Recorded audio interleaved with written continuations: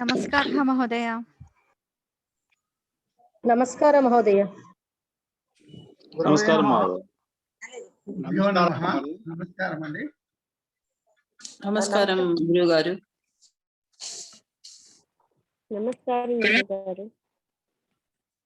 అథ మంత్రపాఠః.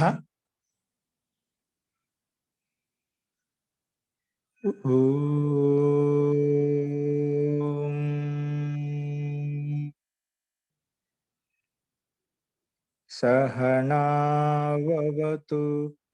सहनौ भुनक्तु सह वीर्यं करवावहै तेजस्विनावधीतमस्तु मा विद्विषावहै। ओम शांति शांति शांति। सर्वेभ्यो नमः. అందరికీ నమస్కారం అండి. నిన్న చెప్పిన పాఠంలో ఎవరికైనా సందేహాలు ఉన్నాయండి? మీకు సందేహాలు ఉన్న వాళ్ళు హ్యాండ్ సింబల్ ప్రెస్ చేయండి. నేను పేరు పెట్టి పిలుస్తాను అండి.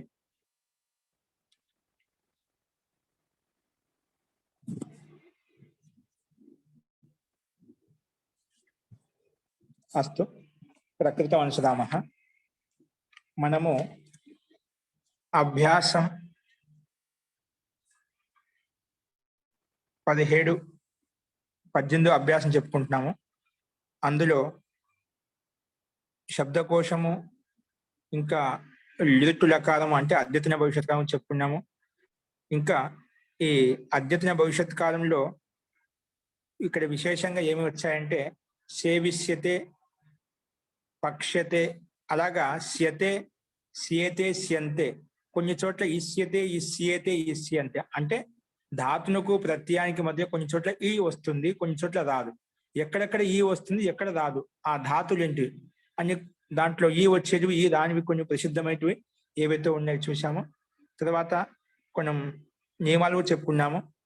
ఉద్దేశ రూపంలో వాక్యాలు వచ్చినప్పుడు ఒక రకంగా ఉంటుంది, విధేయ రూపంలో వచ్చినప్పుడు వాక్యం ఏ విధంగా ఉంటుంది.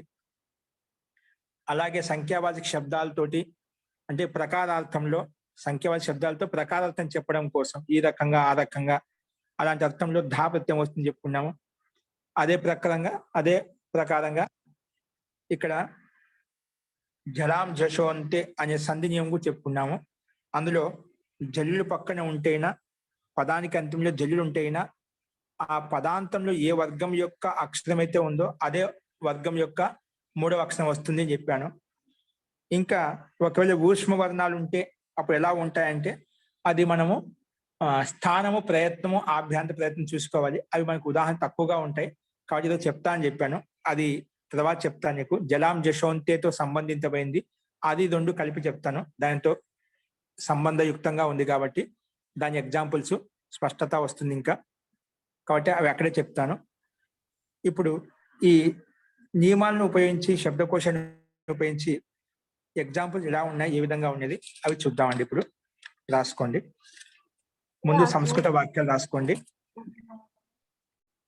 సంస్కృత వాక్యాలు అభ్యాసం 18లో ఉండేటువంటి సంస్కృత వాక్యాలు. నెక్స్ట్ మనకు అభ్యాసం 19లో జలాం, జష్, జసి, అక్కడ ఆ సూత్రంలో ఇవి మనకు క్లారిటీ వచ్చేస్తుంది కాబట్టి ఆ ఊష్మవర్ణాలతో వచ్చినప్పుడు ఏ రకంగా ఉంటుంది నేను అక్కడ రెండు చూపిస్తాను. అస్తు ఇప్పుడు రాసుకోండి. అభ్యాసం 18లో ఉన్నటువంటి ముందుగా సంస్కృత వాక్యాలు రాసుకోండి. పొద్దున మీరు చెప్పింది అదే మహోదయ. 82వ సూత్రం కూడా పొద్దున చెప్పినట్టు ఉందని చెప్పారు కదా, అదే ఇదే అండి. సంఖ్యాయాహ విదార్థేధ. ఓకేనా, అదే ఇది రెండు ఒకటే అండి. అస్తు ఇప్పుడు అభ్యాసం 18లో సంస్కృత పొద్దున పూట కూడా ఉండిందా మహోదయ క్లాసు? అది అయిపోవచ్చింది క్లాసు. దాని గురించి మళ్ళీ మాట్లాడదామండి. ఇప్పుడు మనం ప్రకృతం అంశరామః. అభ్యాసం 18లో సంస్కృత వాక్యం రాసుకోండి. గ్రూప్ లో పెట్టారు చూడండి, అది గ్రూప్ లో ఉంది, స్క్రీన్ మీద కూడా కనిపిస్తుంది మీకు. స్క్రీన్ చూసుకోండి అందరూ కూడా. అస్తు మొట్టమొదటి వాక్యము మన శబ్దకోశాన్ని ఉపయోగించి నియమాలను ఉపయోగించి వాక్యాలు వస్తున్నాయి. వాటిని గమనిస్తూ ఉండండి. ఎక్కడ ఏ నియమం ప్రకారంగా పనిచేస్తున్నాయి అనేది గమనించాలి. మొట్టమొదటి వాక్యం ఏకః బాలకః. అంటే మనం ఈ అభ్యాసంలో ఏక అనే శబ్దాన్ని అంటే ఒకటే అనే శబ్దాన్ని 3 లింగాలు రాస్తా అని చెప్పాం కదా. 3 లింగాల్లో వాక్యాలు ఏ విధంగా ఉంటాయి, వాటి యొక్క ప్రయోగం ఏ విధంగా ఉంటుంది, ఏక అంటే ఒకటి అనే సంఖ్య 3 లింగాలు ఏ రకంగా ఉపయోగించబడుతుంది అనేది ఇక్కడ ప్రయోగంలో మనకు చూపిస్తున్నారు. కాబట్టి దీన్ని గమనిస్తూ ఉండండి. ఏకః బాలకః మొట్టమొదటి వాక్యం ఏంటి? ఏకః బాలకః. ఇక పుల్లింగంలో చూపించాడు. నెక్స్ట్ రెండో వాక్యం ఏకా బాలిక. ఏకా బాలిక. మూడవది ఏకం. ఇది ఏకా బాలిక అనే స్త్రీలింగం స్పష్టంగా ఉంది. చెప్పాను ఏక శబ్దం ఒంటరిగా ఉండదు, ఎప్పుడైనా విశేషణంగానే వస్తుంది, ఏదో ఒక శబ్దాన్ని వెంట పెట్టుకొని వస్తుంది, విశేషాన్ని వెంట పెట్టుకొని వస్తుంది. అలాగే ఏకా బాలిక, బాలిక శబ్దానికి విశేషణంగా వచ్చింది వాటికి ఏక అనేది వస్తుంది. నెక్స్ట్ మూడో వాక్యం నపుంసకలింగంలో ఏకం ఫలం. ఏకం ఫలం. ఏకం ఫలం. నెక్స్ట్ నాలుగో వాక్యం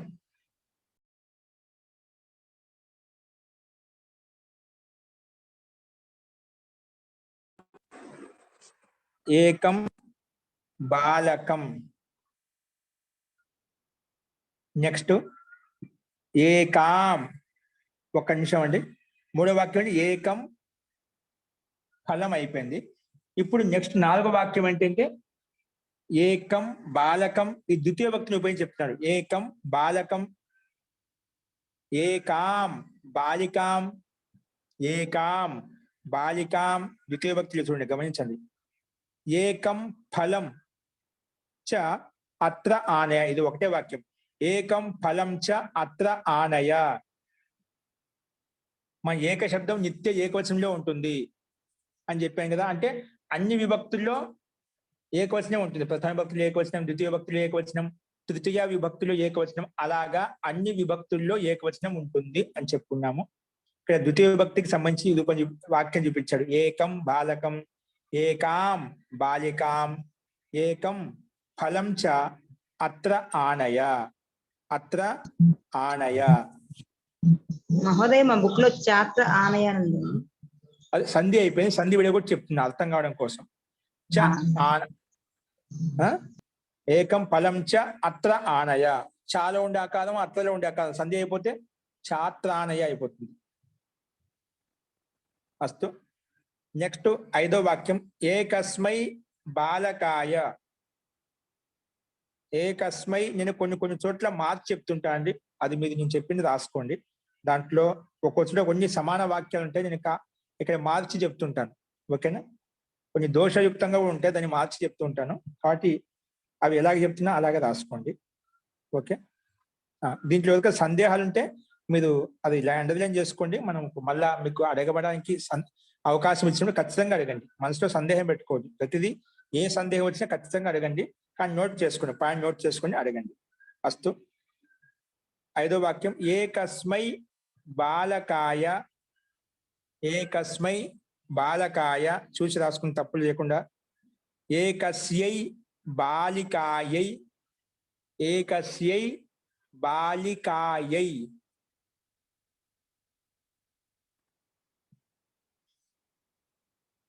ఏకస్యై బాలికాయై చ ఫలాని వితర. ఫలాని వితర. ఫలాని వితర. నెక్స్ట్ అండి ఏం చెప్పాను? ఏకస్మై బాలకాయ ఏకస్యై బాలికాయై చ ఫలాని వితర. ఫలాని వితర. నెక్స్ట్ అండి త్వం. త్వం ధనానాం పాత్రం. త్వం ధనానాం. త్వం ధనానాం పాత్రం. ఆరో వాక్యం అండి. త్వం ధనానాం పాత్రం కామ ఆస్పదం. ఇక్కడ పర్యావరణ శబ్దం చూపిస్తున్నాడు. ఆస్పదం కామ స్థానం. స్థానం కామ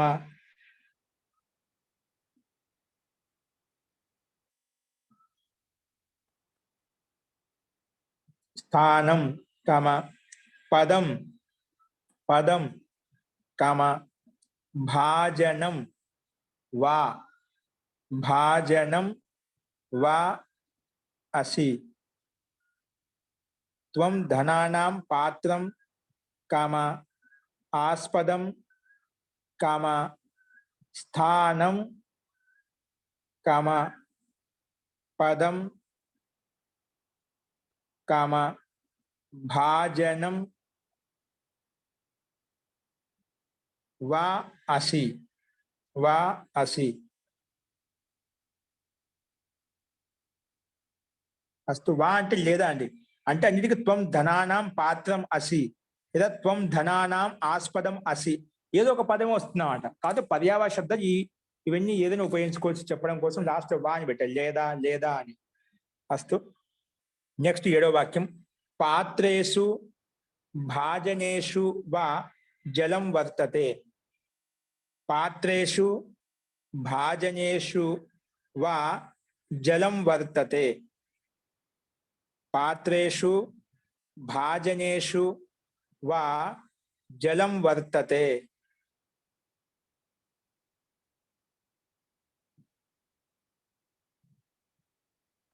పాత్రేషు భాజనేషు వా జలం వర్తతే నెక్స్ట్ 8వ వాక్యం ఆస్పదేషు ఆస్పదేషు స్థానేషు వా తే తిష్టంతి ఆస్పదేషు స్థానేషు వా తే తిష్టంతి గ్రూప్ లో మన స్క్రీన్ మీద కనిపిస్తుంది చూడండి నీట్ గా రాసుకోండి ఆస్పదేషు స్థానేషు వా తే తిష్టంతి నెక్స్ట్ అండి 9వ వాక్యం భవంతః ప్రమాణం సంతి భవంతః ప్రమాణం సంతి ఇవన్నీ మనకిచ్చిన నియమంలోంచి ఉన్నాయండి 81వ నియమం ప్రకారంగా ఉద్దేశంలో ఉంది విధేయ వాక్యంలో ఉంది వాటిని గమనించి రాయండి ఉద్దేశం అంటే చెప్పాను విధేయం అంటే ఏం చెప్పాను ఉద్దేశానికి ఉదాహరణ ఎలా ఉంటుంది విధేయంలో వచ్చినప్పుడు వాక్యం ఎలా ఉంటుంది ఉదాహరణ ఎలా ఉంటుంది చూసాము దాన్ని బట్టి రాయండి అస్తు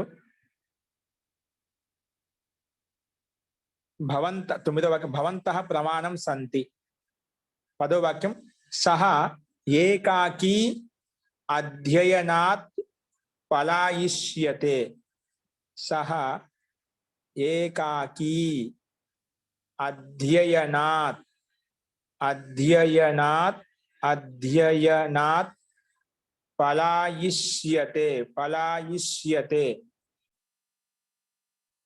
పలాయిష్యతే సహ ఏకాకీ అధ్యయనాత్ అధ్యయనాత్ పలాయిష్యతే పలాయిష్యతే నెక్స్ట్ 11వ వాక్యం సూర్యః సూర్యః ప్రాతః కాలే సూర్యః ప్రాతః కాలే ద్యోతిష్యతే సూర్యః ప్రాతః కాలే ద్యోతిష్యతే ద్యోతిష్యతే సూర్యః ప్రాతః కాలే ద్యోతిష్యతే 12వ వాక్యం సహ గురుం సేవిష్యతే సహ గురుం సేవిష్యతే సేవిష్యతే సహ గురుం సేవిష్యతే దాంట్లో కంటిన్యూగా దుఃఖం సహిష్యతే దుఃఖం సహిష్యతే దాంట్లోనే కంటిన్యూ కామ పెట్టి మోదిష్యతే మోదిష్యతే వర్ధిష్యతే చ వర్ధిష్యతే ఇవన్నీ ఆత్మీయోపధాతులు అండి మనం అన్ని ముందు చెప్పుకున్నాం వర్ధిష్యతే చ సహ గురుం సేవిష్యతే దుఃఖం సహిష్యతే మోదిష్యతే వర్ధిష్యతే చ, వర్ధిష్యతే చ. అస్తు. 13వ వాక్యం. ఏకే ఏవం వదంతి, ఏకే ఏవం వదంతి, ఏకే ఏవం వదంతి, అన్యే ఏవం కథయంతి, ఏకే ఏవం వదంతి, అన్యే ఏవం కథయంతి, అన్యే ఏవం కథయంతి, అన్యే ఏవం కథయంతి.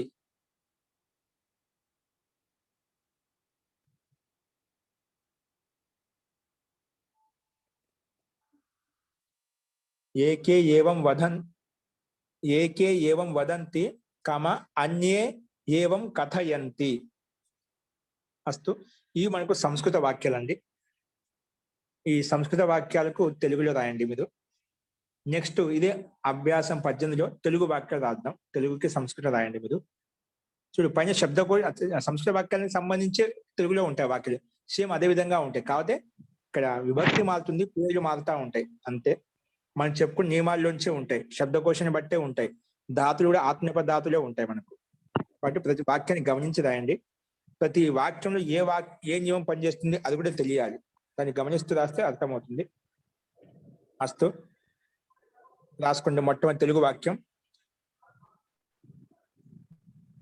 ఇక్కడ ఒక బాలకుడు ఉన్నాడు. ఇక్కడ ఒక బాలకుడు ఉన్నాడు. ఇక్కడ ఒక బాలకుడు ఉన్నాడు. రెండో వాక్యం. అక్కడ ఒక బాలిక ఉంది. అక్కడ ఒక బాలిక ఉంది.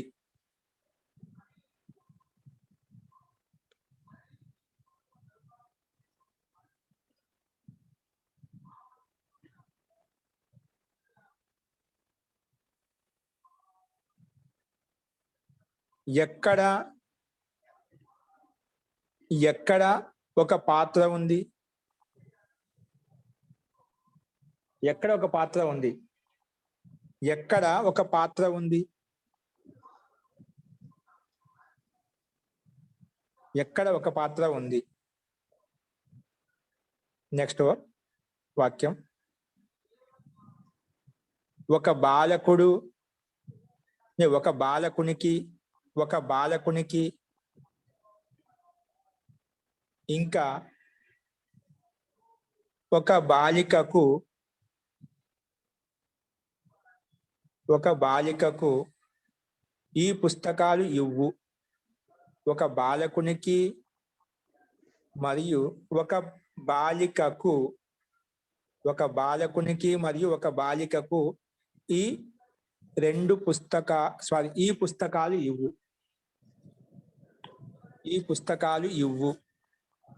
ఎవరికైతే ఇస్తున్నామో అందులో చతుర్థి విభక్తి గమనించండి.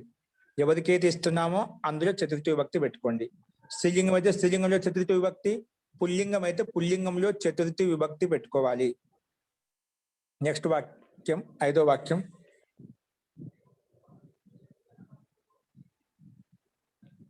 ఒక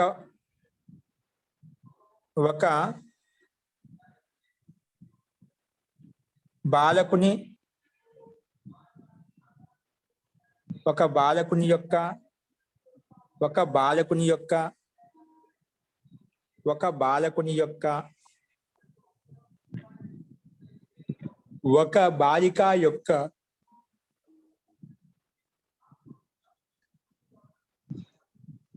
ఒక బాలిక యొక్క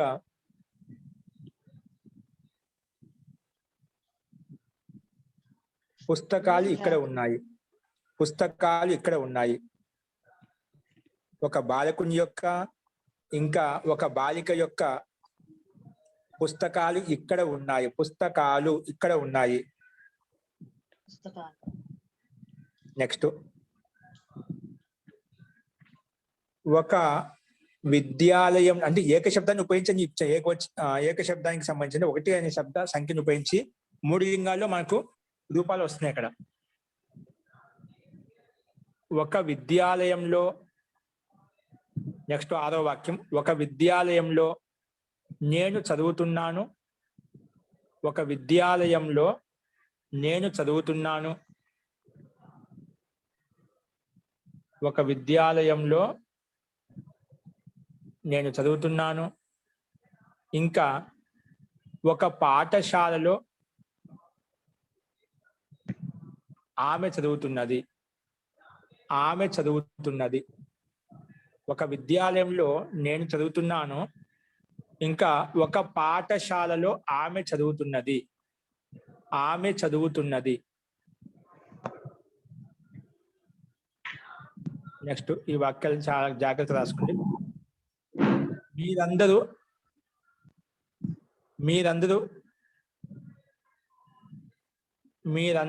అన్ని విద్యలకు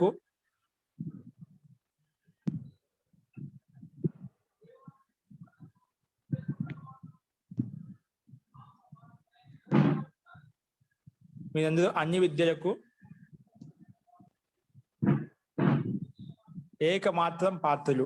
మీరు ఏకమాత్రం పాత్రులు అంటే మీ ఒక్కరు మాత్రమే పాత్రులు. మీరు మాత్రమే పాత్రులు. మీరందరూ అన్ని విద్యలకు అర్హులు ఆలోచనండి. అర్హులు రాసుకోండి. పాత్రులు లేదా అర్హులు. మహోదయ ఏకపాత్రం ఉందా? ఒకసారి చెప్పండి మహోదయ. మొత్తం వాక్యం ఒకసారి చెప్పండి. సెంటెన్స్ అంతా చెప్పండి ఒకసారి. మీరందరూ అన్ని విద్యలకు ఏకమాత్రం పాత్రులు.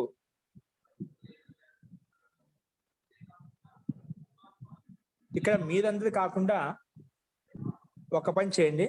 నీవు అని రాసుకో. నీవు అన్ని విద్యలకు ఒక మాత్రం పాత్రుడివి. ఏం రాస్తారు? నీవు మాత్రమే అన్ని విద్యలకు ఒక మాత్రం పాత్రుడివి లేదా యోగ్యుడివి, అర్హుడివి అని రాయండి. నీవు రాయండి. నీవు అన్ని విద్యలకు ఒక మాత్రం పాత్రుడివి. నువ్వు ఒక్కడివే యోగ్యుడివి అని అర్థం. నీవు రాయండి. నీవు అన్ని విద్యలకు ఒక మాత్రం పాత్రుడివి. ఇక్కడ బ్రాకెట్లో శబ్దాలు ఇచ్చాను. పాత్రం రాసుకుని ఇవన్నీ ఏదో రాయొచ్చు. పాత్ర కామ, ఆస్పద కామ, స్థాన కామ, పద కామ, భాజన ఇవన్నీ శబ్దాలు ఏం రాసుకోవచ్చు. భాజన. ఓకేనా? పాత్ర కామ, ఆస్పద కామ, స్థాన కామ, పద కామ, భాజన బ్రాకెట్ పెట్టుకొని. ఇక్కడ ఏక మాత్రం అని చెప్పాం కదా. అక్కడ ఏక పాత్రం, ఏక ఆస్పదం, ఏక స్థానం, ఏక పద, ఏక భాజనం అలా ఏదైనా పెట్టుకోవచ్చు. అన్నిటికీ స్థానార్థంలో, యోగ్యార్థంలో ఉందన్నమాట. ఏదైనా పెట్టుకోవచ్చు. అస్తు. నీవు అన్ని విద్యలకు ఒక మాత్రం పాత్రుడివి. నెక్స్ట్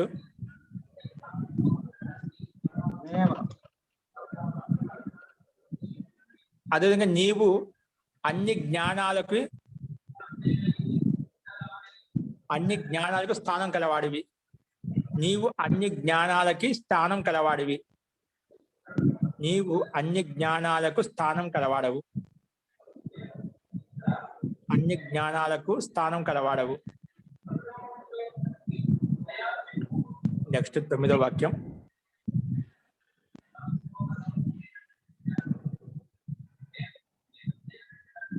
మీరు విద్యలో ప్రామాణికులు. మీరు విద్యలో ప్రామాణికులు. మీరు విద్యలో ప్రామాణికులు. మీరు విద్యలో ప్రామాణికులు. మీరు విద్యలో ప్రామాణికులు. నెక్స్ట్ 10వ వాక్యం. ఇక్కడ 5 పాత్రలు ఉన్నాయి. ఇక్కడ 5 పాత్రలు ఉన్నాయి. ఇది ఉద్దేశ వాక్యం చూపించారు. ఇక్కడ 5 పాత్రలు ఉన్నాయి. ఇక్కడ 5 పాత్రలు ఉన్నాయి. నెక్స్ట్ అండి ధాతులు చెప్పి ఇక్కడి నుంచి మళ్ళీ ధాతులను ఉపయోగిస్తున్నారు.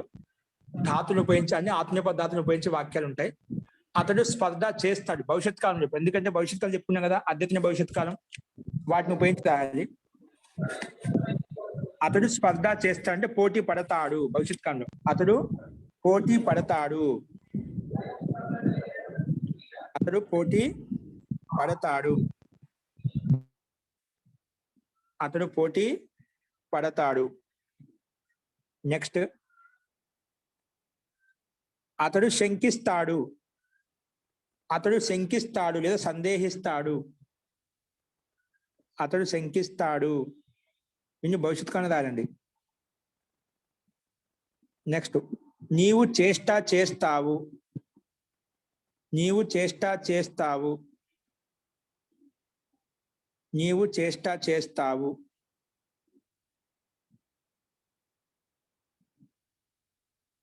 నెక్స్ట్ విద్య ధర్మం కోసం ఉంది, విద్య ధర్మం కోసం ఉంది, విద్య ధర్మం కోసం ఉంది. ధర్మం కోసం ఉంది అంటే కృపు ధాతును ఉపయోగించాలి, మనకు వచ్చిన ధాతు కృపు ధాతును ఉపయోగించమని ముందు అభ్యాసంలో వచ్చింది, అది ఇక్కడ ఇదే అభ్యాసం ఉంది, కృపు ధాతు, ఆ ధాతును ఉపయోగించరాయండి. విద్య ఎందుకోసం ఉంది? ధర్మం కోసం ఉంది.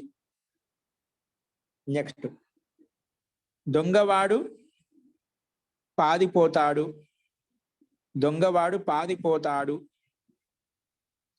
దొంగవాడు పారిపోతాడు, దొంగవాడు పారిపోతాడు.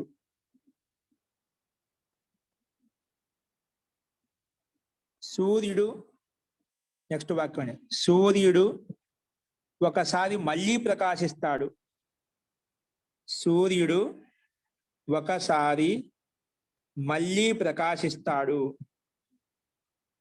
సూర్యుడు ఒకసారి మళ్ళీ ప్రకాశిస్తాడు, సూర్యుడు ఒకసారి మళ్ళీ ప్రకాశిస్తాడు. మళ్ళీ అనే దానికి ఏమొస్తుంది మహోదయ్? పునః. ఓకే. సూర్యుడు మళ్ళీ ప్రకాశిస్తాడు. అస్తు. శిష్యుడు వణుకుతాడు, శిష్యుడు వణుకుతాడు, శిష్యుడు వణుకుతాడు.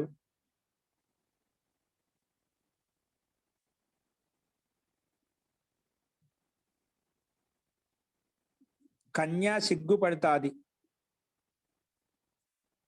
కన్య సిగ్గుపడతాది.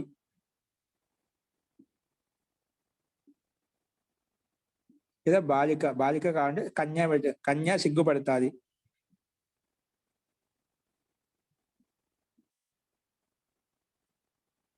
మహోదయ ఇది భవిష్యత్ కాలమేనా? అన్ని భవిష్యత్ కాలం అండి మనకి. ఈ అభ్యాసం భవిష్యత్ కాలం సిగ్గుపడుతుంది అంటే వర్తమాన కాలం సిగ్గుపడుతుంది, భవిష్యత్ కాలం చెప్పాలి సిగ్గుపడతాది.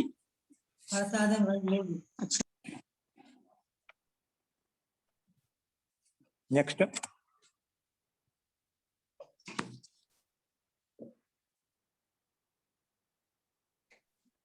వాళ్ళిద్దరూ సేవ చేస్తారు, వాళ్ళిద్దరూ సేవ చేస్తారు, వాళ్ళిద్దరూ సేవ చేస్తారు. విద్య నేర్చుకుంటారు, విద్యను నేర్చుకుంటారు, విద్యను నేర్చుకుంటారు, విద్యను నేర్చుకుంటారు. వందన చేస్తారు, నమస్కరిస్తారు, వందన చేస్తారు. భిక్షను అడుగుతారు, భిక్షను అడుగుతారు. ప్రసన్నంగా నెక్స్ట్ ప్రసన్నంగా ఉంటారు, ప్రసన్నంగా ఉంటారు. ఇంకా వృద్ధి చెందుతారు, ఇంకా వృద్ధి చెందుతారు, ఇంకా వృద్ధి చెందుతారు, వృద్ధి చెందుతారు. నెక్స్ట్ అండి 20వ వాక్యం. నేను ధనాన్ని పొందుతాను, నేను ధనాన్ని పొందుతాను,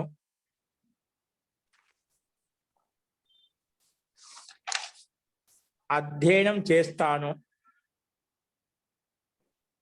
ధనాన్ని పొందుతాను, అధ్యయనం చేస్తాను. ఇక్కడ చూడు పక్కన లవ్ పొందుతాను లబ్ ధాతును ఉపయోగించాలి. అధ్యయనం చేస్తాను అది ప్లస్ ఈ ధాతును ఉపయోగించాలి.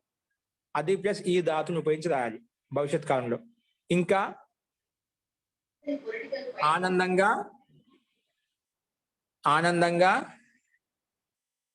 రమిస్తాను, ఆనందంగా రమిస్తాను. ఇంకా ఆనందంగా రమిస్తాను, ఆనందంగా రమిస్తాను. అస్తు 21వ వాక్యం.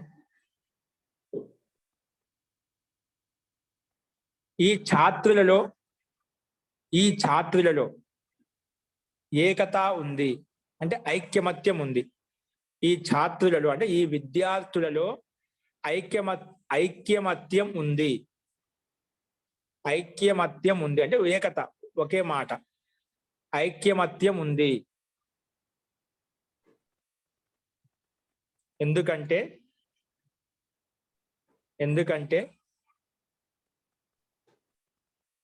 వీళ్ళందరూ ఒకే విధంగానే అన్ని పనులు చేస్తారు. ఒకే విధంగానే అన్ని పనులు చేస్తారు. ఎందుకంటే వీళ్ళందరూ ఒకే విధంగానే అన్ని పనులు చేస్తారు. ఎందుకంటే అంటే యతోహి శబ్దం వస్తుంది. ముందు చెప్పుకున్నాం శబ్దకోశంలో. యతోహి అంటే ఎందుకంటే. అస్తు వీళ్ళందరిలో ఐక్యమత్యం ఉంది. ఎందుకంటే వీళ్ళందరూ ఒకే విధంగానే పనిచేస్తారు. నెక్స్ట్, ఒక స్థానం మీద ఒకసారి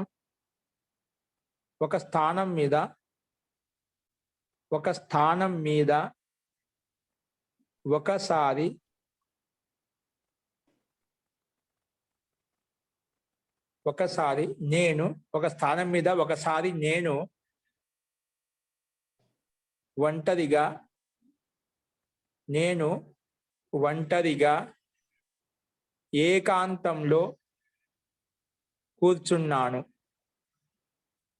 ఒక స్థానం మీద ఒకసారి నేను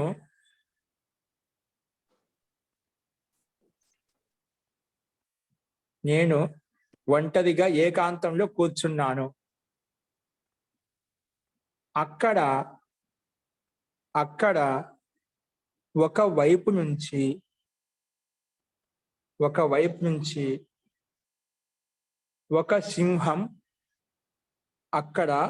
ఒక వైపు నుంచి ఒక సింహం వచ్చింది.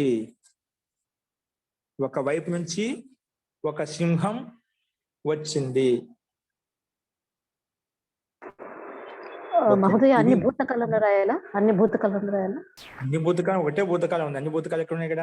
ఇక్కడ ఏకాంతంలో కూర్చున్నాను, అవతల సింహం వచ్చింది. ఒకటి అప్పుడు ఒక వైపు నుంచి ఒక సింహం వచ్చింది. ఇది భూతకాలం. ఉండే కదా క్రియాపదాలు. అదే రెండు క్రియాపదాలు భూతకాలం వచ్చిందని చెప్తున్నాం. జరిగిపోయిన విషయాన్ని చెప్తున్నాం. భూతకాలం రాయండి. లంగ్ లకారం రాయండి. లంగ్ లకారం ఉపయోగించి రాయండి. ఓకే, ఇవి మనకు తెలుగు వాక్యాలు. ఇప్పుడు అశుద్ధ వాక్యాలు రాసుకోండి. పక్కనే ఉన్నాయి చూడండి అశుద్ధ వాక్యాలు. మొట్టమొదటి వాక్యం, సర్వేషాం విద్యానాం పాత్రాణి. సర్వేషాం విద్యానాం పాత్రాణి. సర్వేషాం విద్యానాం పాత్రాణి. ఇది అశుద్ధ వాక్యం. ఏ రకంగా అశుద్ధ వాక్యం, ఏ నియమం ప్రకారంగా శుద్ధమవుతుంది అది మీరు గమనించి రాయండి. పక్క నియమ సంఖ్య కూడా ఇచ్చాడు, మీరు అది చూడకుండా మీరు గమనించండి నియమం ఏ రకంగా పనిచేస్తుంది. ఓకేనా? సర్వేషాం విద్యానాం పాత్రాణి. సర్వేషాం విద్యానాం పాత్రాణి.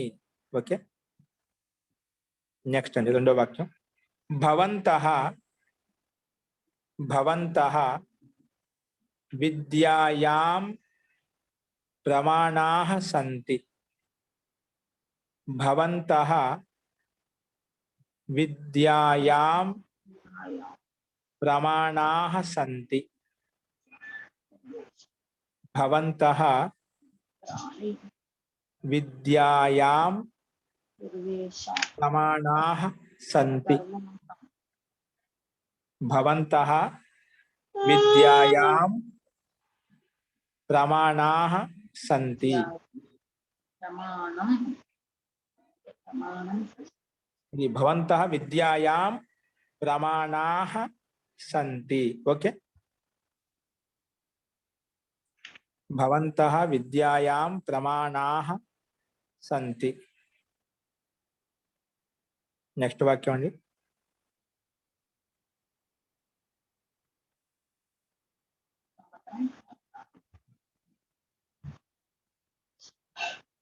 ఇవి మనకు రెండు అశుద్ధ వాక్యాలు చూపించారు. ఏ రకంగా అశుద్ధ వాక్యం చూడండి, గమనించండి. ఇప్పుడు మనము జలాశుంటే సంధి చెప్పుకున్నాం కదా, దానికి సంబంధించి కొన్ని ఎగ్జాంపుల్స్ ఉన్నాయి, అవి కూడా రాసుకోండి. ఓకే, రాసుకోండి. ముందుగా సంధిం కురుత రాసుకోండి. సంధిం కురుత రాసుకోండి. అచ్చు ప్లస్ అంతః. అచ్చు ప్లస్ అంతః. నెక్స్ట్ ఉక్కు ప్లస్ అంతః. ఉక్కు ప్లస్ అంతః. ఉక్కు ప్లస్ అంతః. ఉక్కు ప్లస్ అంతః. నెక్స్ట్ అండి దిక్ ప్లస్ అంబరః. దిక్ ప్లస్ అంబరః.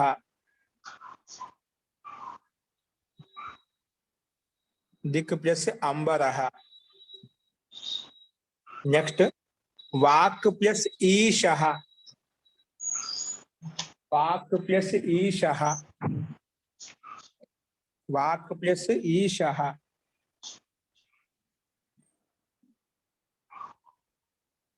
వాక్ ప్లస్ ఈశః. నెక్స్ట్ వచ్చేసి దిక్ ప్లస్ ఈశః. దిక్ ప్లస్ ఈశః. దిక్ ప్లస్ ఈశః.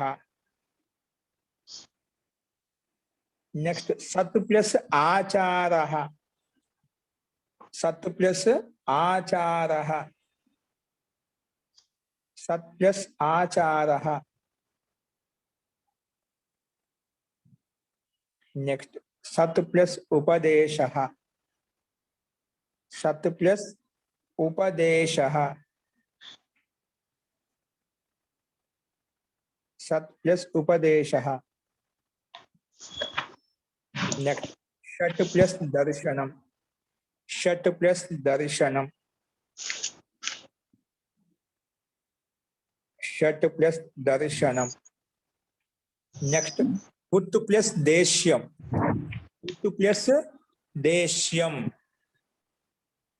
ఉత్తు ప్లస్ దేశ్యం. ఇవి షట్ ప్లస్ దర్శనం, షడ్ దర్శనం కదా మహోదయ. జీ షడ్ ఉత్తు ప్లస్ దేశ్యం, ఉద్దేశ్యం, అలాగా ఉత్తు ప్లస్ దేశ్యం.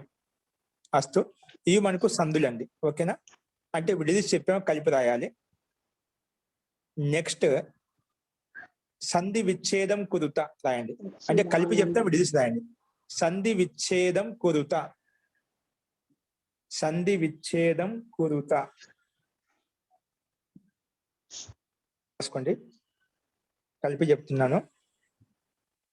విచ్ఛేదించి రాయాలి మీరు రాస్తారు. సచ్చిదానంద. సచ్చిదానంద ఇంటికి సరిగా వెళ్ళేదండి, కింద మీరు రాసుకోండి PDF చూసి మీరు. సచ్చిదానంద. సచ్చిదానంద. సచ్చిదానంద ఒకే పదం అండి. రెండు రకాలు విడగొట్టుకుంటామంట. ఈ పదం రెండు రకాలుగా, అంటే రెండు రకాలుగా అంటే రెండు చోట్ల విడగొట్టి రాయాలి, ఒకే చోట కాదు, రెండు చోట్ల విడగొడతాం. అది ఎలాగో చూసి రాయండి. సచ్చిదానంద. సచ్చిదానంద. నెక్స్ట్ సదానంద. ఏంటండి? సదానంద.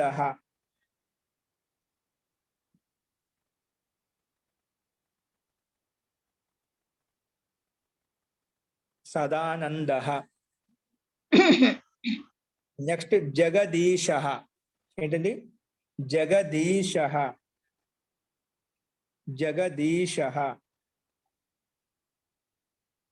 నెక్స్ట్ దిగంత. దిగంత. దిగంత. నెక్స్ట్ తదేకం. తదేకం. తదేకం. నెక్స్ట్ దిగ్గజ. దిగ్గజ. దిగ్గజ. దిగ్గజ. ఓకే, ఇవి మనకు కొన్ని విడదీసి చెప్పాం, కలిపి రాయండి, కలిపి చెప్పాం, విడదీసి జలాం జశోంతే సంధి నియమాన్ని ఉపయోగించి రాయాలి. ఈ రకంగా మనం అభ్యాసం 18లో ఉన్నటువంటి శబ్దకోశాన్ని ఉపయోగించి, నియమాలను ఉపయోగించి ధాతులను ఉపయోగించి మనము వాక్యాలు రాసాము. కాబట్టి ఇవి రాయడానికి ముందు ఒకసారి శబ్దకోశాన్ని, నియమాలను గమనించి, ఇంకా సేవధాతు లిట్లకాలను ఏ విధంగా రాసాము, అదేవిధంగా ఇష్యత అనేది ఏ ధాతులకు వస్తుంది, ఓన్లీ శ్యత అనేది ఏ ధాతులకు వస్తుంది, అవి కూడా చెప్పాను. వాటిన్నిటిని గమనిస్తూ మీరు ఈ వాక్యాలు రాయండి. ఫస్ట్ మనము ఒకసారి మనకు కారక ప్రకారం పూర్తిగా చెప్పుకున్నాము. చాలా మంది అడిగారు ఒకసారి వాటిని సంక్షేపంగా వివరించమని చెప్పి. ఇప్పుడు అది చూద్దామండి. సంక్షేపంగా అంటే ప్రథమ విభక్తి నుంచి మొదలుకొని 7 విభక్తుల్లో మనం ఏ సందర్భాల్లో సప్తమ విభక్తి ఏ విభక్తులు ఎప్పుడు వస్తాయి, ఏ సందర్భాలు వస్తాయి, ప్రథమ ఎప్పుడు వస్తుంది, ద్వితీయ ఎప్పుడు వస్తుంది, తృతీయ విభక్తి ఎప్పుడు వస్తుంది. ఇప్పుడు ఉన్నారా? రావు గారు ఉన్నారా? రావు గారు ఇంకా 2-3 అడిగారు నా పేరు. అస్తు ఒకసారి సంక్షేపంగా, ఎందుకంటే మనం నుంచి 17వ అభ్యాసం వరకు మన కారక ప్రకారం మొత్తం అయిపోయింది, చూసాము. కాబట్టి ఒకసారి మళ్ళీ రివిజన్ చేస్తాం సంక్షేపంగా. వినండి, రాసుకోవాల్సిన అవసరం, రాసుకున్నారు కూడా కాబట్టి కేవలం వినండి. మొట్టమొదటిగా కర్త. మొట్టమొదటి అభ్యాసంలో కర్త గురించి చెప్పాడు. ఏం చెప్పారండి? కర్త ఎప్పుడు వచ్చినా కూడా కర్త అనగానే ప్రథమ విభక్తి. కర్త అంటే ఏమిటి? ప్రథమ. ప్రథమ అంటే ఏమిటి? కర్త. అంటే ఎక్కడైతే కర్త అని ఎవరికైతే పేరు వస్తుందో అటువంటి కర్తలో ప్రథమ విభక్తి తెచ్చుకో అని ఎవరు చెప్తారు? ప్రాతిపదికార్థ లింగ పరిమాణ వచన మాత్రే ప్రథమ అనే సూత్రం ప్రకారం ప్రథమ విభక్తి వస్తుంది మనకు. ఎక్కడ నువ్వు ఎవరికైతే కర్త అని పేరు పెట్టావు అలాంటి కర్తలో ప్రథమ విభక్తి తెచ్చుకో. సరే, కర్తలో ప్రథమ విభక్తి తెచ్చుకుంటాను, కానీ కర్త అంటే ఏమిటి ముందు తెలియాలి కదా. కర్త అంటే స్వతంత్ర కర్త. ఏంటండి? కర్త అంటే ఏమిటి? స్వతంత్ర కర్త. స్వతంత్రంగా ఉండేవాడిని కర్త అంటాము. స్వతంత్రంగా అంటే ఏం చేయడానికి? స్వతంత్రంగా అంటే ఏం చేయడానికి అంటే కర్తుం అకర్తుం అన్యతా కర్తుం యహ స్వతంత్ర సహ కర్త. అంటే చేయడానికి, చేయకుండా ఉండటానికి, లేదా అన్యతా కర్తుం అంటే ఇష్టానుసారంగా చేయడానికి ఎవరైతే స్వతంత్రంగా ఉంటారో వారిని కర్త అంటాము. అలాంటి కర్త ఎవరైతే ఉన్నారో అటువంటి కర్త ఎల్లప్పుడూ ప్రథమ విభక్తే వస్తుంది. కర్త అంటే కానీ ప్రథమ విభక్తి అర్థం. కర్త అంటున్నాం అంటే ముందు కర్తని నామకరణం చేసుకుంటాం.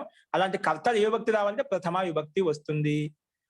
ఇప్పుడు కర్త అంటే అట్లే కదా. ఇప్పుడు మనం చదవాలని చదువుకోవచ్చు, వద్దనుకుంటే దాన్ని మనం వదిలేయచ్చు. అది మన ఇష్టం కదా. కావాలంటే మన ఇష్టానుసారంగా చదువుకోవచ్చు. మన స్వాతంత్రం. కాసేపు ఇది చదువుకోవచ్చు, కాసేపు ఇంకోటి చదువుకోవచ్చు, మన ఇష్టం యథేచ్ఛగా చదువుకోవచ్చు. అలా అంటే స్వాతంత్ర్యం ఉంది మనకు, పరతంత్రం కాదు. మన ఇష్టం మన చేతిలో ఉంది. అంటే ఏదైనా చేయడానికి స్వతంత్రంగా ఉన్నామంట. అలాంటి కర్తలు ఏ విభక్తి వస్తుంది? ప్రథమ విభక్తి వస్తుంది అని చెప్పాం. దానికి సూత్రం ఏంటి? స్వతంత్ర కర్త. కర్త అంటే పరిభాష ఏమిటి? స్వతంత్ర కర్త. స్వతంత్రంగా ఉండేవాడిని కర్త అంటాము. అంటే స్వతంత్రంగా ఏదైనా చేయడానికి, చేయకుండా ఉండటానికి, ఇష్టానుసారంగా చేయడానికి ఎవరైతే స్వతంత్రంగా ఉంటారో అతని కర్త అంటాం. అలాంటి కర్తలు ఏ విభక్తి రావాలి అంటే ప్రాతిపదికార్థ లింగ పరిమాణ వచన మాత్రే ప్రథమ. ప్రథమ అంటే ప్రథమ విభక్తి తెచ్చుకో. అలాంటి అర్థం ఉంటే గిన స్వతంత్రంగా ఏదైనా కర్త ఉంటేనే అలాంటి కర్తను చెప్పడం కోసం ప్రాతిపదికార్థంలో లింగం అంటే పుల్లింగం, స్త్రీలింగం, నపుంసక లింగార్థం అంటే 3 లింగాల్లో కానీ పరిమాణార్థంలో కానీ అటువంటి అర్థాలు ఏమైనా వచ్చాయనుకుంటే ప్రథమ విభక్తి వస్తుంది. ఓకే. అస్తు ప్రథమ విభక్తి తెచ్చుకోండి. ఇలాంటి అర్థం ఏదో ఒకటి అర్థం ఉంటుంది మనకు ఖచ్చితంగా. అలాంటి అర్థం అయితే క్షమే- ఖచ్చితంగా ప్రథమ విభక్తి తెచ్చుకో అని చెప్పాం. క్షమ్యతాం ఆచార్య. జీ యాక్చువల్ గా ఇది ఈ క్లాస్ అయిపోయిన తర్వాత నేను జాయిన్ అయ్యాను. మీరు సూత్రం అన్నారు, సూత్రం సంఖ్య ఏదైనా మీరు చెప్పగలుగుతారు గురువు గారు? చెప్తే నేను రాసుకుంటాను పక్కన. రేపు ఎప్పుడో పుస్తకాలు ఏవో వస్తాయి అనుకుంటాను. పుస్తకాలు వస్తాయండి. ఇప్పుడు మీరు అక్కడే ఆ. చూసుకుని దీంట్లో మనకు మీకు అర్థం కాదు అక్కడ వీటిని. ఆహా. ఈ సంక్షేపంగా మనకు చెప్తున్నాం అన్నమాట. ఇవి మీరు అక్కడ చూసినా కూడా అక్కడ వేరే ఉదాహరణ ఉంటాయి. ఇక దీంట్లో సారాంశం చెప్తున్నాను. ఆ పూర్తిగా చెప్పిన సూత్రం మొత్తం తీసుకోమాట ఒక అంశమే ఉంటుందన్నమాట. ఆ ఒక్క అంశం ఎలా తీసుకుంటో కన్ఫ్యూజ్ అవుతుంది. వ్యాకరణంలో మీకు పుస్తకాలు చెప్పిన కూడా వస్తాయి. ఇవి ఆ వ్యాకరణం నుంచి మీకు ఉపయోగపడుతుంది, అక్కడ అర్థమవుతుంది. ఇక సంఖ్య అవసరం లేదు. మీకు ఎలాగైతే పుస్తకాలు వస్తాయి కదా, అప్పుడు మన వ్యాకరణం చదువుకున్న అక్కడ అర్థమవుతుంది. ఇక సంఖ్య అవసరం. అసలు కర్త అంటే స్వతంత్రంగా ఉండేవాడిని కర్త అంటాం. అలాంటి కర్తలు ఏ విభక్తి తెచ్చుకోవాలి? ప్రథమ విభక్తి తెచ్చుకోవాలి. ఇది ఒకటి గుర్తుపెట్టుకోండి. రెండవది కర్మ. మనకి అవే కదా, కర్త, కర్మ, కరణం, సంప్రదానం, అపాదానం, సంబంధ, అధికరణం, సంబోధనం. ఈ 8 విభక్తులు ఉన్నాయి. సంబోధన విభక్తిని కలుపుకొని దాంట్లో మొట్టమొదటి కర్త చెప్పాం. కర్త అంటే స్వతంత్రంగా ఉండేవాడిని కర్త అంటాం. సరే, అటువంటి దాంట్లో ఏ విభక్తి తెచ్చుకో? ప్రథమ విభక్తి తెచ్చుకో. కర్త అంటే ప్రథమ విభక్తే ఉంటుంది, కన్ను మూసుకొని పెట్టేసేయాలి. రెండవది కర్మ. కర్మ అంటే ఏమిటి? కర్త ఎవరినైతే ఇష్టపడతాడో, ఎవరినైతే అత్యంతంగా ఇష్టపడతాడో దానికి కర్మ అని పేరు. అది ఒక వస్తువుని ఇష్టపడవచ్చు, ఒక పదార్థాన్ని ఇష్టపడవచ్చు, ఒక వ్యక్తిని ఇష్టపడవచ్చు. కర్త ఎవరినైతే ఎక్కువగా ఇష్టపడుతున్నాడో ఆ ఇష్టపడిన వ్యక్తి కావచ్చు, వస్తువు కావచ్చు, పదార్థం, ఆ ఇష్టపడిన ఏదైతే ఇష్టపడిన దానికి కర్మ అని పేరు. ఏం పేరు? కర్త ఎవరినైతే అత్యంతంగా ఇష్టపడుతున్నాడో ఆ ఇష్టపడిన వస్తువు ఏదైతే ఉందో, ఆ పదార్థం ఏదైతే ఉందో, ఆ వ్యక్తి ఎవరైతే ఉన్నారో ఆ వ్యక్తికి, ఆ పదార్థానికి, ఆ వస్తువుకి కర్మ అని పేరు వస్తుంది. ఒక నామకరణం పేరు పెట్టాం. కర్మ అంటే ఏమిటి? కర్త ఎవరినైతే ఇష్టపడుతుందో దానికి కర్మ అని పేరు. కర్త ఎవరినైతే ఇష్టపడతాడో దానికి కర్మ అని పేరు. అది కర్మ అని పేరు పెట్టింది. ఇప్పుడు కర్మ అని పేరు పెట్టిన దానికి ఏ విభక్తి రావాలి? ఏ విభక్తి రావాలంటే ద్వితీయ విభక్తి వస్తుంది. ఎవరు చెప్తారు ద్వితీయ విభక్తి తెచ్చుకోమని చెప్పి? కర్మని ద్వితీయ. కర్మలో నువ్వు ఎవరికైతే కర్మ అని పేరు పెట్టావో అలాంటి కర్మలో ద్వితీయ విభక్తి తెచ్చుకో అని చెప్పింది. ఇప్పుడు రామ విద్యాలయం గచ్చతి. రాముడు విద్యాలయానికి వెళ్తున్నాడు. రాముడు ఎక్కడికి వెళ్తున్నాడు? విద్యాలయానికి. రామ కర్త. ఇప్పుడు రాముడు ఏమి ఇష్టపడుతున్నాడు? రాముడు కర్త. ఇక్కడ రామ అంటే నా కర్త కాబట్టి కర్త అనే విభక్తి ప్రథమ విభక్తి, అందుకే రామ అని చెప్పాం. ప్రథమ విభక్తి ఏకొచ్చినాయి కదా, కర్త. ఆ కర్త ఏమి ఇష్టపడుతున్నాడు? విద్యాలయానికి వెళ్ళడం ఇష్టపడుతున్నాడు. విద్యాలయానికి వెళ్తున్నాడు అంటే వెళ్ళడం అంటే ఎందుకు వెళ్తున్నాడు? విద్యాలయం ఇష్టం అంట. ఇష్టమైనది విద్యాలయం కాబట్టి విద్యాలయం కర్మ సంజ్ఞ ఉంది కాబట్టి అలాంటి కర్మలో ద్వితీయ విభక్తి వచ్చింది, విద్యాలయం. రాముడు పండు తినడానికి ఇష్టపడుతున్నాడు. రామ ఫలం ఖాదతి. రాముడు పండు తింటున్నాడు. రాముడికి ఏమి ఇష్టం? పండు తినడం ఇష్టము. అట్లా కర్త ఎవరినైతే ఇష్టపడతాడో అలాంటి ఇష్టమైన పదార్థానికి వస్తు కర్మ అని పేరు వస్తుంది. అలాంటి కర్మలో ఏ భక్తి వస్తుందంటే కర్మని ద్వితీయ అనే సూత్రం ప్రకారంగా ద్వితీయ భక్తి వస్తుంది. ఓకే, నెక్స్ట్ కరణం. కరణం అంటే ఏమిటి? కర్త అన్నిటికీ వర్తిస్తుంది. చూడండి, ఆ కర్త ఎవరినైతే ఇష్టపడతాడో దానికి కర్మ అని పేరు. అదేవిధంగా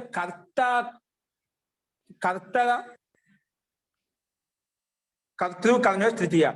కర్తకు ఎవరైతే అత్యంత సహాయంగా ఉంటారో, కర్తకు ఏదైతే అత్యంత సహాయంగా ఉంటుందో, అక్కడ కర్తకు ఏదైతే ఇష్టం అని చెప్పాం, ఇక్కడ ఏమంటా అదే కర్తకు ఎవరైతే అత్యంత సహాయంగా ఉంటారో, అది ఒక వ్యక్తి సహాయపడవచ్చు, ఒక వస్తువు సహాయపడవచ్చు, ఒక వాహనం సహాయపడవచ్చు, ఏదైనా కావచ్చు.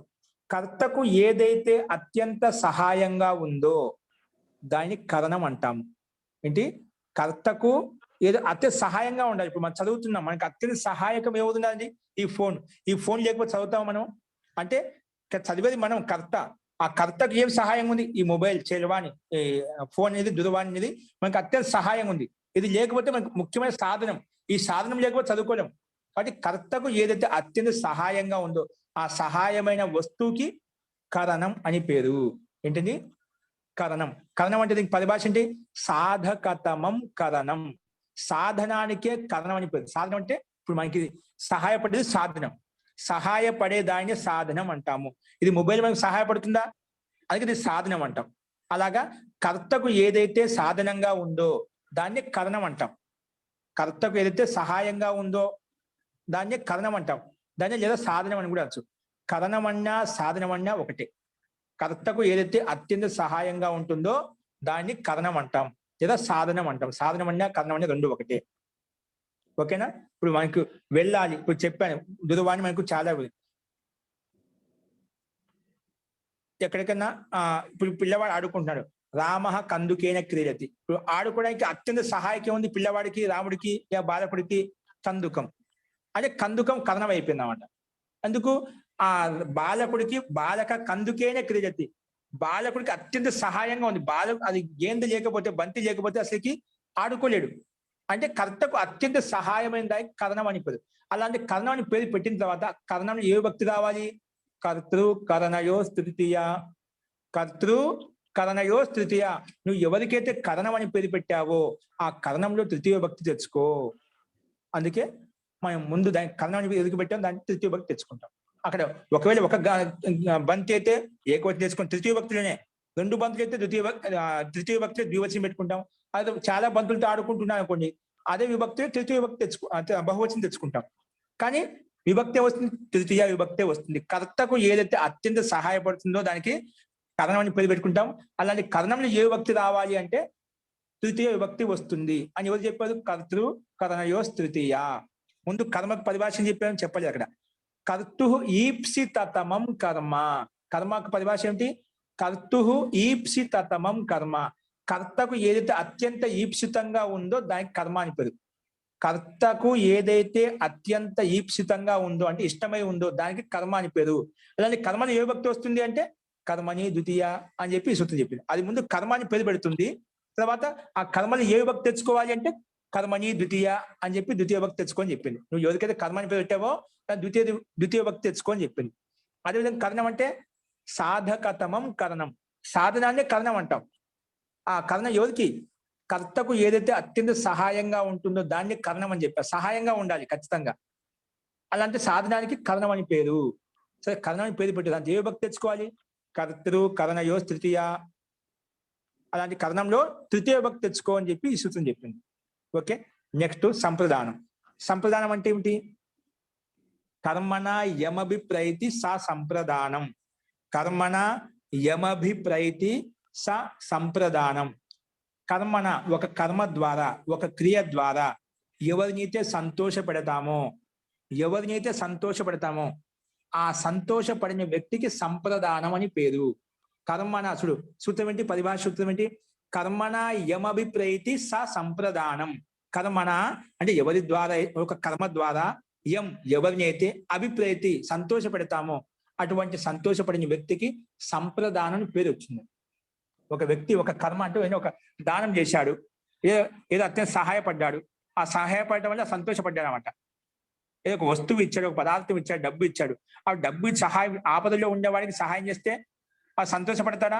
అలా సంతోషపడిన వ్యక్తి ఎవరైతే ఉన్నారో వారికి సంప్రదానం పేరు. ఏం పేరు? సంప్రదానం పేరు పెట్టాం. కానీ సంప్రదాయం పేరు పెట్టావు బాగానే ఉంది, సంతోషపడిన వ్యక్తికి సంప్రదాయం పేరు పెట్టుకొని చెప్పావు. కానీ ఏ భక్తి తెచ్చుకోవాలి దాంట్లో సంప్రదాయంలో? అప్పుడు సంప్రదానే చతుర్థి. సంప్రదానే చతుర్థి. నువ్వు ఎవరికైతే సంప్రదానాన్ని పేరు పెట్టావో అలాంటి సంప్రదాయంలో చతుర్థి విభక్తి తెచ్చుకో. అలాంటి సంప్రదాయంలో చతుర్థి విభక్తి తెచ్చుకో అని చెప్పాం. ఎగ్జాంపుల్ లేదా? రామ బ్రాహ్మణాయ ధనం దదాతి. రామ బ్రాహ్మణాయ ధనం దదాతి. రాముడు బ్రాహ్మణుడి కోసం ధనం ఇస్తున్నాడు. రాముడు ఏం చేస్తున్నాడు? ధనం ఇస్తున్నాడు. ధనం చేయడం, ఇవ్వడం ఒక క్రియ. ఎవరికి ఇస్తున్నాడు? బ్రాహ్మణుడికి ఇస్తున్నాడు. ఎవరికైతే ఇస్తున్నాడు అంటే చతుర్థి భక్తాలి. అదే ఎవరికి ఇచ్చాము? బ్రాహ్మణుడికి ఇచ్చాము. సంతోషపడింది ఎవరు? బ్రాహ్మణుడు కదా. ఎవరికైతే ఇచ్చాదో సంతోషపడతాడు. అందుకే ఎవరికైతే ఇస్తున్నామో ఆ ఇచ్చిన వ్యక్తి సంతోషపడతాడు కాబట్టి ఆ ఇచ్చిన వ్యక్తికి సంప్రదాయం పేరు. అందుకే సంప్రదాయంలో ఏ భక్తి రావాలంటే చతుర్థి సంప్రదానే. అలాంటి సంప్రదాయంలో చతుర్థి భక్తి వస్తుంది. అందుకే రాముడు బ్రాహ్మణుడి కోసం ధనం ఇస్తున్నాడు. ఇస్తున్నాడు అంటే ఖచ్చితంగా తీసుకునేవాడు ఉంటాడు. ఆ తీసుకునే వ్యక్తి ఎవరైతే ఉన్నదో అతనిలో చతుర్థి విభక్తి రావాలి. ఆ తీసుకునే వ్యక్తి ఎవరైతే అతని సంతోషపడతామంట. అతనికి ముందు సంప్రదాయం పేరు పెట్టాం, సంప్రదాయం అని పేరు పెట్టాం. అలాంటి సంప్రదాయంలో చతుర్థి విభక్తి వచ్చింది. అస్తు. నెక్స్ట్ పంచమి విభక్తి అపాదానం. అపాదానం అంటే ఏమిటి? ధ్రువమపాయే అపాదానం. ఇది పరిభాష. ధ్రువమపాయే అపాదా. ధ్రువం అంటే స్థిరంగా ఉండేది. ధ్రువం అంటే స్థిరంగా ఉండేది. స్థిరంగా ఉండే వస్తువు నుంచి ఏదైతే వేరవుతుందో, స్థిరంగా ఉండే ఒక వస్తువు నుంచి కావచ్చు, ఒక పదార్థం నుంచి కావచ్చు, ఏదైనా కానీ స్థిరంగా ఉన్న వాటి నుంచి ఏదైతే వేరవుతుందో, అంటే ఎక్కడి నుంచి అయితే వేరవుతుందో అక్కడ దానికి అపాదానం అని పేరు. ధ్రువమపాయే అపాదానం. స్థిరంగా ఉన్న వాటి నుంచి అపాయే అపాదానం అంటే వేరవుతుందో దానికి అపాదానం అని పేరు. ఏం చెప్పాను? సింపుల్ గా దీనికి ఏమి అపాదానం అంటే ఎక్కడి నుంచి అయితే వేరవుతుందో, అది ఎక్కడి నుంచైనా కావచ్చు. చెట్టు నుంచి పండు వేరవుతుంది, చెట్టు నుంచి పుష్పం వేరవుతుంది. ఎక్కడి నుంచి వేరైంది? పండు చెట్టు నుంచి వేరైపోయింది. ఆ చెట్టు స్థిరంగా ఉందా? దాన్ని ధ్రువం అంటాం. ధ్రువం అంటే స్థిరమైంది.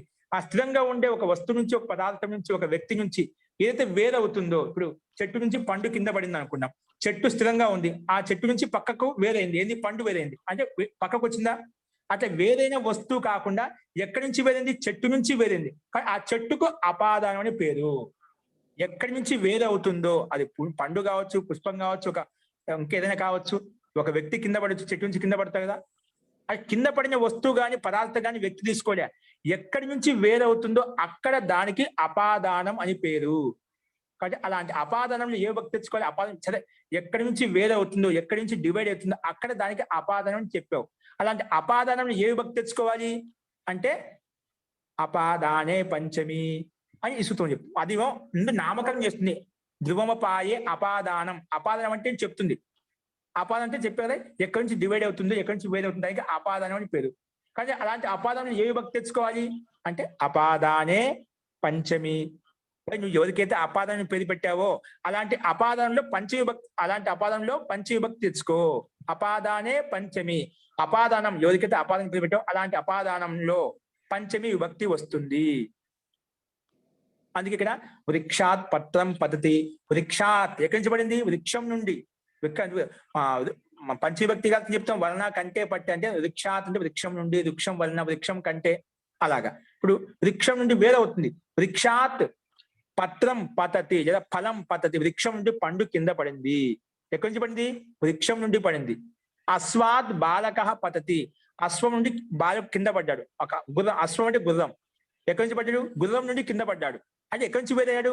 గుర్రం నుంచి వేరయ్యాడు. అట్లా ఎక్కడి నుంచి వేరవుతున్నాడు అక్కడ దానికి పంచవిభక్తి రావాలి.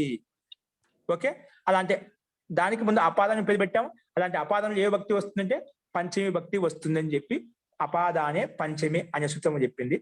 నెక్స్ట్ సంబంధం. సంబంధం అంటే ఏమిటండి? సంబంధం అంటే అది కారకం కాదు. ఎందుకు? ఇక్కడ కర్తతో క్రియాపదంతో పని లేదు. పైన కర్త చెప్పుకున్నాము, కర్మ చెప్పుకున్నాము, అదేవిధంగా కర్మ చెప్పుకున్నాం, కర్ణం చెప్పుకున్నాం, సంప్రదాయం చెప్పుకున్నాం, అపాదానం కూడా చెప్పుకున్నాం. కానీ సంబంధం ఇక్కడ ఐదిట్లలో ఖచ్చితంగా క్రియాపదం అవసరం. క్రియాపదం లేకుంటే వాక్యార్థం రాదండి. ఖచ్చితంగా క్రియ అవసరం. ఇప్పుడు కర్తలో సహ పఠతి, అతడు చదువుతున్నాడు, సహ కర్త, పఠతి క్రియాపదం. సహ అని చెప్పినప్పుడు క్రియాపదం చెప్పలేదు అనుకోండి, అక్కడ అర్థం సహ అతడు ఏంటి? చదువుతున్నాడా, వెళ్తున్నాడా, పోతున్నాడా, ఏం చేస్తున్నాడు? అప్పుడు క్రియ వచ్చి చెప్తే అప్పుడు అర్థం. సహ పఠతి లేదా సహ గచ్చతి, సహ హసతి, అతడు నవ్వుతున్నాడు, వెళ్తున్నాడు, చదువుతున్నాడు, తింటున్నాడు. అది క్రియాపదం వచ్చేంత వరకు ఆ సహ అనే పదానికి ప్రథమ విభక్తికి అర్థం ఉండదు. కాబట్టి కర్త అంటే ఖచ్చితంగా క్రియాపదం ఉండాలి. నెక్స్ట్ కర్మ చూసుకుందాం. అతడు విద్యాలయం అని చెప్పాం. అతడు విద్యాలయం ఏం చెప్పాలి? క్రియాపదం ఏం చెప్పలేదు. అతడు విద్యాలయం ఏంటి? వెళ్తున్నాడా, వస్తున్నాడా, పోతున్నాడు, ఏంటి? ఏదో క్రియాపదం ఖచ్చితంగా ఉండాలి. క్రియాపదం లేకపోతే మనకు వాక్యార్థం రాదు. అతడు బంతి, అతడు కందుకం క్రీడతి అన్యాం అనుకోండి, సహ కందుకం క్రీడతి. సహ కందుకం చెప్పాను, క్రియాపదం లేదు. అంటే క్రియాపదం వచ్చేంత వరకు వాక్యార్థం మనకు స్పష్టత ఉండదు. కాబట్టి ఏ కర్త తీసుకున్నా, కర్మ తీసుకున్నా క్రియాపదం అవసరము. అదేవిధంగా కరణం. కరణం అన్న కూడా సహ బాలక కందుకేన క్రియతి, బాలక కందుకేన ఇంత రాసం. క్రియాపదం క్రియతి పెట్టలేదు. క్రియాపదం లేదనుకోండి, ఇక్కడ కూడా మనకు వాక్యార్థం రాదు. ఆ రకంగా చతుర్థి విభక్తి లేని కూడా ఇప్పుడు రామ బాలకాయ లేదా బ్రాహ్మణాయ ధనం దదాతి, దదాతి క్రియాపదం లేదనుకోండి, స్పష్టంగా అంటే రాదు, చెప్పడం. క్రియాపదం ఖచ్చితంగా అనివార్యం. అదేవిధంగా అపాదానంలో కూడా వృక్షాత్ పత్రం పతతి, ఇక్కడ పతతి క్రియాపదం ఉంది, పతతి క్రియాపదం ఉంది. ఇక్కడ కూడా ఖచ్చితంగా క్రియాపదం ఉంది. అంటే క్రియాపదం వస్తేనే వృక్షాత్ పత్రం, వృక్షం నుండి పత్రం ఏంటి కింద పడిందా, వెళ్ళిపోయిందా, నశించిందా, ఏం చెప్పాలి? క్రియాపదం వస్తేనే మనకు వాక్యార్థం, అంటే వక్త ఏం చెప్పాలి అనుకుంటున్నాడే అర్థమవుతుంది. కాబట్టి అన్ని కర్త నుండి మొదలుకొని అపాదన వరకు మొత్తం క్రియ అనివార్యము. కర్త ఖచ్చితంగా ఉంటుంది, క్రియాపదం కూడా అనివార్యము. కానీ సంబంధం మాత్రము ఇక్కడ క్రియాతో పని లేదు, అందుకే ఇది కారకం కాదు అంటాం. ఇక్కడ డైరెక్ట్ క్రియ ఉంటుంది కానీ డైరెక్ట్ గా అవసరం లేదు, ఇండైరెక్ట్ గా ఉంటుంది. అందుకే కర్తకు క్రియతో సంబంధం లేదు కాబట్టి, డైరెక్ట్ గా క్రియతో సంబంధం లేదు కాబట్టి కారకం కాదు అని చెప్పాము. అందుకే ఊరికే రామస్య పుస్తకం, రామస్య గృహం, ఓకేనా, రామస్య వస్త్రం, ఇక సంబంధం తెలియస్తుంది. ఏంటి సంబంధం తెలుపుతుంది. ఇక్కడ క్రియాపదం అవసరం. రామస్య పుస్తకం, రాముడి యొక్క పుస్తకం అర్థమైంది. ఇక్కడ మనకు సంబంధం తెలియజేసేంత వరకే.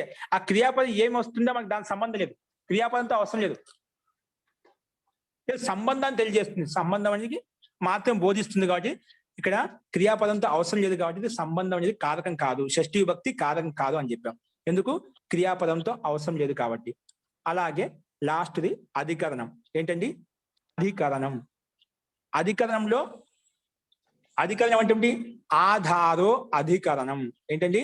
ఆధారో అధికరణం. ఆధారానికి అధికరణం అని పేరు. ఏదైనా ఒకటి మనం కూర్చోడానికి కావచ్చు, ఏదైనా ఒక వస్తువు పెట్టడానికి కావచ్చు, ఏదైనా కావచ్చు. పిల్లలు చదువుకోవడానికి ఆధారం ఏంటి? పాఠశాల.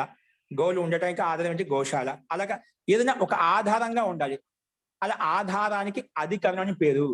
అలాంటి అధికరణంలో ఏమొస్తుంది? ఇప్పుడు కూర్చొని రాస్తున్నారు, ఒక బెంచ్ మీద కావచ్చు, ఒక మంచం మీద కావచ్చు, ఒక టేబుల్ మీద కావచ్చు, ఎక్కడో ఒకసారి కూర్చున్నారు, భూమి మీద కావచ్చు, చటాయి మీద కావచ్చు. అంటే కూర్చోడానికి ఆధారం ఏదైతే ఉందో, ఏదైనా కానీ ఆధారానికి అధికరణం అని పేరు. ఆధారం ఏదైతే ఉందో దానికి అధికరణం అని పేరు. అలాంటి అధికరణం ఏ భక్తి వస్తుంది అంటే సప్తం మ్యధికరణేచ, సప్తం మ్యధికరణేచ. అలాంటి సప్తమిలో అధికరణంలో సప్తమి విభక్తి తెచ్చుకో. నువ్వు ఎవరికైతే అధికరణం పేరు పెట్టావో అలాంటి అధికరణంలో సప్తమి విభక్తి తెచ్చుకో అని చెప్పి ఈ సూత్రం చెప్పింది. ఆధారో అధికరణం అనే సూత్రం వచ్చేసి ఆధారానికి అధికరణం అని పేరు. అలాంటి అధికరణం ఏ భక్తి తెచ్చుకోవాలి అంటే సప్తం మ్యధికరణేచ. అధికరణ కారకంలో సప్తమి విభక్తి తెచ్చుకో.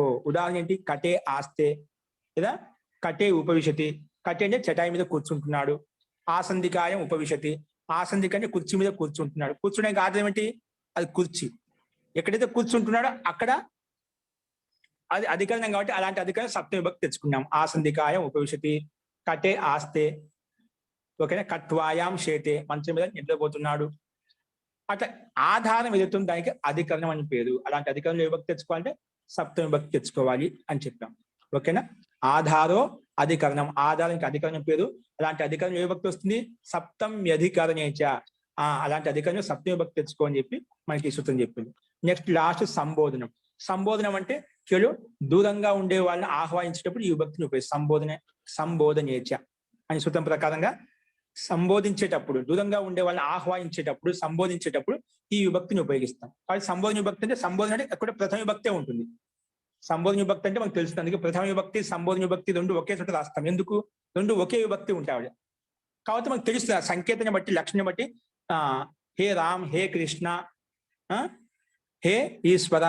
ఇక్కడ హే శబ్దాన్ని బట్టి మనము ఇది సంబోధనంలో ఉంది, కానీ విభక్తి బట్టి ప్రథమ విభక్తిలో ఉంటుంది. మొత్తానికి సంబోధన విభక్తి ఎక్కడ ఉపయోగిస్తాము? దూరంగా ఉండే వాళ్ళని ఆహ్వానించేటప్పుడు సంబోధన విభక్తి ఉపయోగిస్తాం. అందుకే చూసాం హే కృష్ణ, హే రామ, హే మాత, హే సీత. అలాగా ఈ రకంగా మనకు కారకాలు చూసామండి. అస్తు. దీంట్లో ఇంకొక సందేహాలు ఉండొచ్చు. సందేహాలు ఉంటే ఏమన్నా మంత్రపాఠ అయిపోయాక చూద్దామండి. అస్తు. మంత్రపాఠ. ఇక్కడ ఇవి చాలా మటుకు మనం ముందు అన్ని ప్రతిదీ కారక ప్రకారం స్టార్ట్ నుంచి చెప్పుండొచ్చు 15 అభ్యాసాల వరకు. ఒకసారి వాటిని అందరూ గమనించండి. ఓకేనా? ఒకసారి వింటే అయినా సంక్షేపంగా దానికి ముఖ్యంగా తాత్పర్యం చెప్పుకుంటూ వచ్చాను. ఇంకా విని చెప్పాలి అనుకున్నామంటే ద్వితీయ విభక్తి సంబంధించిన నియమాలు ఎక్కడ వస్తాయి, ఇంకా ఏ సందర్భాలు వస్తాయి, ఓకే, దాని డెఫినేషన్ ఏంటి, అది ఎప్పుడు వస్తుంది, అది చెప్పుకున్నామట. తృతీయ విభక్తి సంబంధించిన నియమాలు ఎప్పుడు వస్తాయి, ఇంకా చతుర్థ విభక్తి సంబంధించిన నియమాలు ఎప్పుడెప్పుడు వస్తాయి, అవన్నీ ఒకసారి చూసుకోండి. ఓకేనా? ఇవన్నీ చెప్పాలనుకుంటే మళ్ళీ ఎక్కువ టైం తీసుకుంటుంది, తెలిసినట్టే కాబట్టి. దాని చదువుక సందేహం ఉంటే మీరు అడగండి. ఎక్కడ అర్థం కాకపోయినా ఇక్కడ ఈ చతుర్థి ఇలా చెప్పారు కదా, ఈ నియమాలు ఉన్నాయి, దీంట్లో ఏ సందర్భాలు ఉపయోగించాలి, ఎక్కడ ఉపయోగించాలి, అక్కడ నియమం ఏదైనా అర్థం కాకుంటే మీరు ఇక్కడ మన ఎప్పుడైనా అడగొచ్చు, ఇక్కడ మన పాఠంలో అడగొచ్చు. అది అందరికీ ఉపయోగపడుతుంది, అందరికీ తెలుస్తుంది. కాబట్టి మీరు ఒకసారి గమనించండి. అర్థం కాని పక్షంలో అవి కూడా ఎక్స్ప్లెయిన్ చేస్తాను. ఇప్పుడు ప్రస్తుతానికి మనకు సంక్షేపంగా చెప్పాను 7 విభక్తులు 8 విభక్తులు, దాన్ని బట్టి అర్థం చేసుకోండి. అస్తు. నెక్స్ట్ ఏమైనా ఉంటే సందేహాలు మంత్రపాఠం తర్వాత అడగండి. మంత్రపాఠ.